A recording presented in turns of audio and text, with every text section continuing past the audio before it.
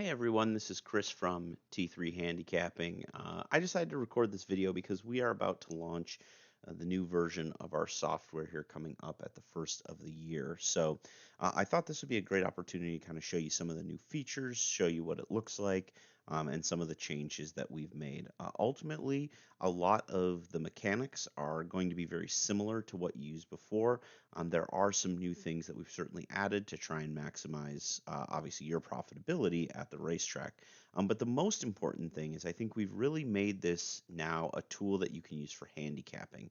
It's not just about taking our picks and using them, it's about using our picks and sort of massaging them with your own personality and your own handicapping style. And I think we've really been able to merge the two very nicely here. So I'm very excited about the new one. And I thought here I would run through a quick example using the racing at Gulfstream Park on December 22nd to give you a sneak peek into what you can expect. Now, if you're a returning T3 user, you've used our handicapping software in the past, you purchased it before, please reach out to me via email, t3handicapping@gmail.com, and I will send you a promo code so you can get a nice discount on the second version. If you're someone who has not purchased the full software yet, this is a great opportunity to do so. This will be up on the website, hopefully first of the year, unless we have any unforeseen circumstances coming up between now and then. So without further ado, let's dive into it. Now, the first thing you'll notice here as you're looking off to the left-hand side of the screen is that some of the colors have been updated a little bit, just to make it a little bit more visually appealing. We tried to make it a little less busy than the first version. Just like before, it's still going to use the BrizNet single file format data files. So I'm going to take this. I've got the file that I downloaded off the website. I'm going to extract it, and now I've got Gulfstream Park 1222. I'm just going to go ahead and open that in a WordPad or a Notepad. I've got it here. And I'm just going to take this new one and I'm going to go save as, and I'm going to call this one data.csv. This is going to turn it into a CSV file, which I like. It's the easiest way to get it into the software. So I've got that saved now. You can see it changed the name, and now it looks like a little Excel document here on mine. This is for PC. If you have a Mac, the system will be slightly different. I don't unfortunately have one to show you that, but a lot of the same processes will work, but you can do it from a Mac. I have done it before. So if you have a Mac, you're still able to purchase the software, and it should work just fine for you. So if at any point in time during your use you get lost or confused or need to remember how to do stuff, we do have these tutorials built into the welcome page, but we're ready to import some data. So we're going to go to import, and I'm going to click right here in cell B and 3. I'm going to click up here to text from CSV, and I'm going to find my data, and I'm going to go ahead and import that.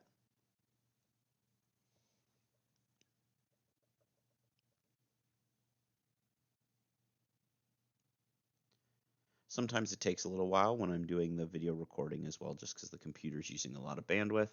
I'm going to change the detection type to based on the entire data set.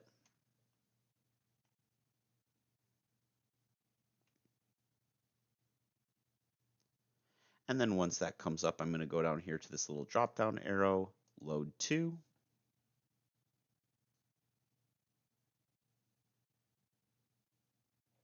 And now that I've loaded to, I'm going to go to existing worksheet B3 and click OK. That's going to start dropping it in.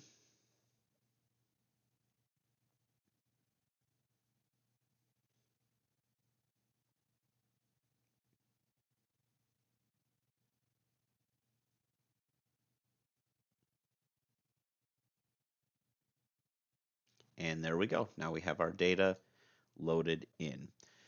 So now the first thing that we're going to do once we've done that, I'm going to go ahead and just make this a little bit bigger so we can really take a look.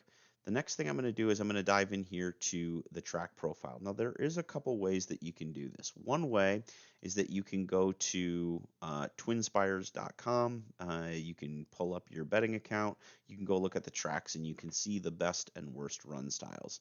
You can also use the BrizNet past performances, and then they've got this section right down here that tells you what the best and the worst are for any particular kind of race. Now, ours are a little more general than theirs. Um, Theirs go distance by distance and even with some claiming levels and things like that. But for us, we're going to keep it a little bit more generic. So I did actually already have all of these ready for Gulfstream. So in dirt sprints, stalkers have been doing the best. And if you type in the wrong thing, it will just tell you that doesn't work. I added an S. I should have just said stalker. And mid-pack horses have been struggling on the dirt sprints. In routes, front runners have been good, and closers have struggled. That's not going to work. So let's go ahead and type that in correctly. You can also just select from the drop-down if you're worried about typing it incorrectly. Front runners on all-weather sprints, and mid-pack has not been very good. All-weather routes, stalkers have been good, but we don't really have any run style that's been particularly disadvantaged in these types of races. So I'm just going to leave that blank and it just won't penalize anybody. Then going to the turf, I'm going to go front runners and closers on the new Gulfstream Park turf and front runners as well. Now, Gulfstream Park does not have an inner turf, but obviously there are courses that do. You can input that information right here. That hasn't really changed from the first iteration, but what has changed is the ability to create more manipulations. So here you can see that you can actually edit post position statistics. So you can enter the winning post position percentage for each group of posts, one, which would be right here, the rail. So we can see that the rail's winning at 13%. We can see that posts 1 through 3, or what I call 2, they're going to be winning also at 13%. 4 through 7, 13%, and 8 plus 11%. So in this case, race number 1 on December 22nd at Gulfstream, pretty evenly paced, or pretty even distribution among the post positions. This will penalize any horse that dips below 10. So let's say, for example, that in this race, you just really don't like the rail at this distance, and you just feel like the horse at the rail's at a disadvantage. You could go in and just punch it in manually as like a 6. Anything below 10 is going to count as a strike against the horse and will will become a negative handicapping factor for that horse. So you can do that for all of these. It's not really going to be a huge issue in this one because it's pretty balanced across all post positions, especially when you consider that there are only 7 runners. So they'll all actually be in this 13% category. So the next piece, and probably the part that I'm most excited about, is the custom factor weighting that you can do with each horse. So if we go over to our new and improved T3 handicapping printout here, first of all, you can see it's a lot nicer to look at. But then when we go over here, you can see that right now in the first race, we've got the number 2 horse as the top performer. One of only 2 A's currently in the race. Pretty wide open race, but one of only 2 A's. That's the Battle of Dover. But we can also see that the Battle of Dover does not rank in the top 3 for class and form. So let's say that if we were over here and we were looking at maiden races, we say, the things that really matter the most in maiden races are class and form, and everything else is really kind of irrelevant. So we're just going to go ahead and we're going to make everything irrelevant except for class and form, which now means that Battle of Dover should theoretically really struggle. If we go over to this T3, you can now see that Battle of Dover has become our 5th choice because it recalculated all of the ratings based on that new weighting. So now you can see that form, our number 7 horse based on the workout pattern, is the top horse in form and only has jockey trainer, but that's obviously such a low factor category. And then rating is such a low factor category that this horse ends up coming out as the top now. So you can really manipulate now the numbers to fit what you value in each particular type of race. And you can see that you could do that based on maiden. This is a maiden claiming. We'll have a maiden special coming up, so maybe you value something a little bit different. You can do it based on surface. You can do it based on distance, et cetera, et cetera. So I really like to keep stats, and I'll show you the results page at the very end. But I like to keep stats on things, and then I like to modify these weights based on sort of normalized figures across, okay, when we run at this distance, when we run at this on this surface, when we run at this level, which factors seem to weight a little bit heavier than others, and then I use those as my custom factor weighting. So we've got that. I'm going to go ahead and delete all this so that it takes me back to 1.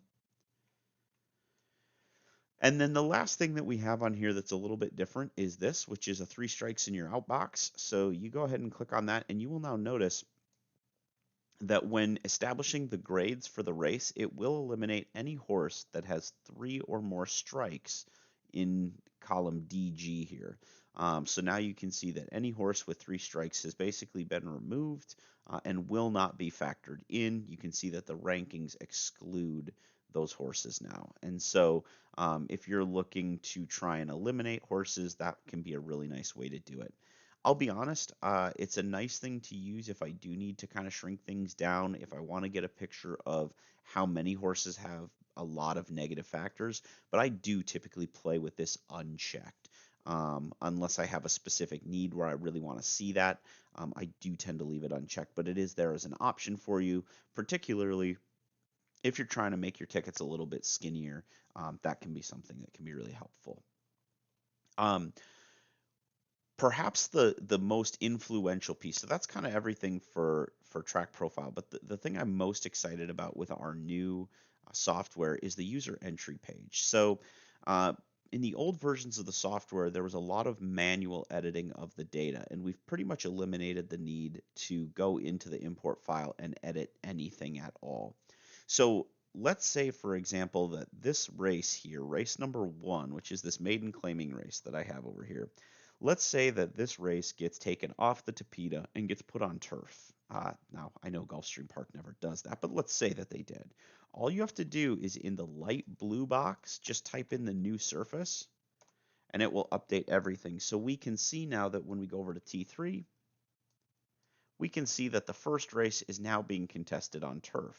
Whereas before, when we didn't have anything in that box, we can see that it was contested on all weather.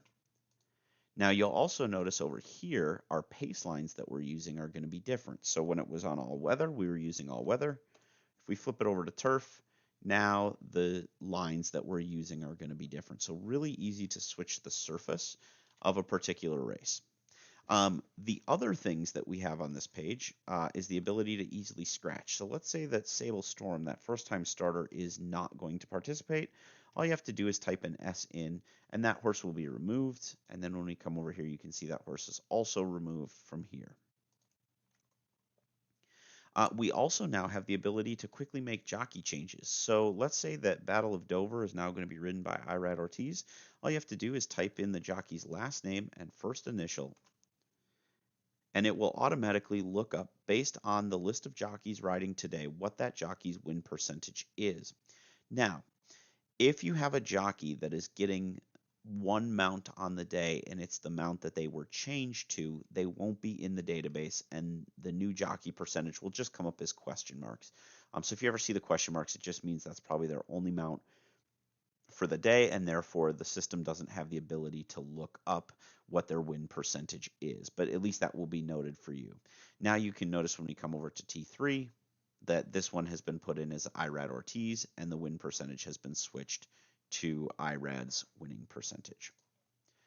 All right, we're going to take Irad off, and we're going to put this horse back in because no one's been scratched yet, and I don't want to accidentally leave that. Now, over here, and this is another great option that we have. So one of the things that I particularly feel is that when you're dealing with maidens, a lot of times the more data points you can get, the better. So like Bachman doesn't have any usable races, but Bachman did race back on November 22nd at Tampa, running a mile on the firm turf course. To me, that's very similar to what we're doing here. I know it's a different surface, but not by much. So all you have to do is, if you see something in your past performances that you want to use, you just type in a U right here, and it will bring up that race, and it will now use that race in the calculation. So maybe I want to use these 2 turf races here, both contested over firm ground. You can see it has the track condition. It has the the comment so that you can see if there was any traffic lines, and then it has the number of lengths finished behind. So I want to use these two races now. Our calculations are going to include those. Let's say I don't want to use this first start for Cryptonym. It's 30 lengths back. The horse was never really involved. Honestly, maybe the trainer just used it as a final workout. I can go here, type in an X, and that will now be removed. And then all of the numbers here will reflect those changes there. So you will no longer get scores off of races that have been removed from there, and you should get races now that are being used as well. So I'm going to go back and reset those now. So really, like I said, again, gives you the opportunity to make this system your own, to use races that maybe our algorithm excludes, to exclude races that maybe our algorithm includes, and you can do that for each of the races here. These are the races that are being included, and then these are the race information that you can use to help with that. The T3 chart hasn't changed a whole lot other than that it's a lot prettier to look at. So we still got race date, race number, track, distance, surface, the race class. So in this case, the higher the race class, when you see this green header, it means it's an inverse. So the higher the class, the worse the horse. The lower the class, the better the horse. So this 12 is going to be much better than the 21. This is a maiden special weight. This is a maiden claimer. Pace projection. The colors indicate if it's going to be a fast, slow, or moderately paced race based on our projections. You can see that race number 1 is going to be moderately paced. We have post position, horse number, horse name, how old the horse is, how long the layoff has been. If the number goes beyond, I believe it's 100 days, the number gets highlighted in red so that you know to take a little bit more of a look maybe at the trainer stats off of that. Morning line, run style, Kiernan points, jockey trainer, and then you've got your statistics over here. Again, just your number so that if you're looking at it on a smaller screen, I'm going to open this up a little bit since we don't need that anymore. The number, just in case a smaller screen doesn't allow you to see all the way across the row, how many strikes they have, what their total score was, their curve adjusted score, their rank, and their grade. And so now you can see all of that stuff there. Now maybe you're just looking top 4, you don't really care about all this stuff, you just want to take our top 4 picks.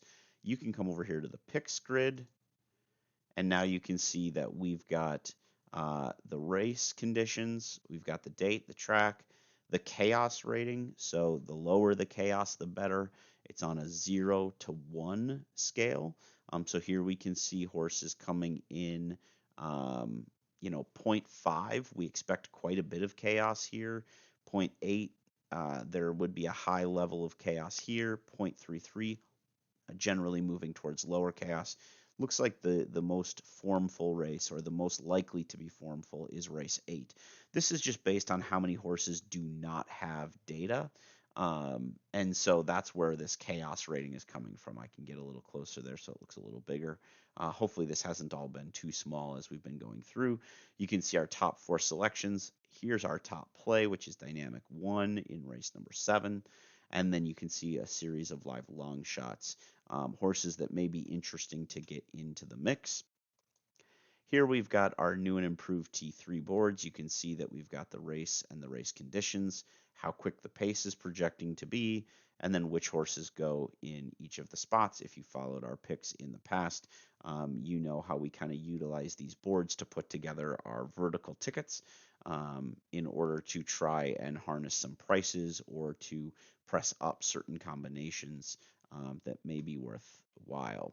And then the last thing that I want to show you here is, as the races are going on, you can change the track conditions. So let's say that the dirt comes up sloppy tomorrow at Gulfstream, you can do that. And now all of our dirt races should come up as sloppy.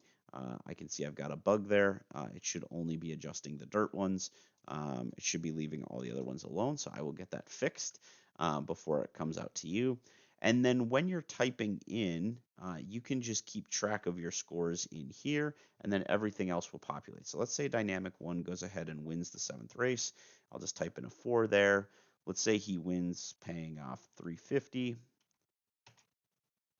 And then my best bet finish rank would be he's a winner.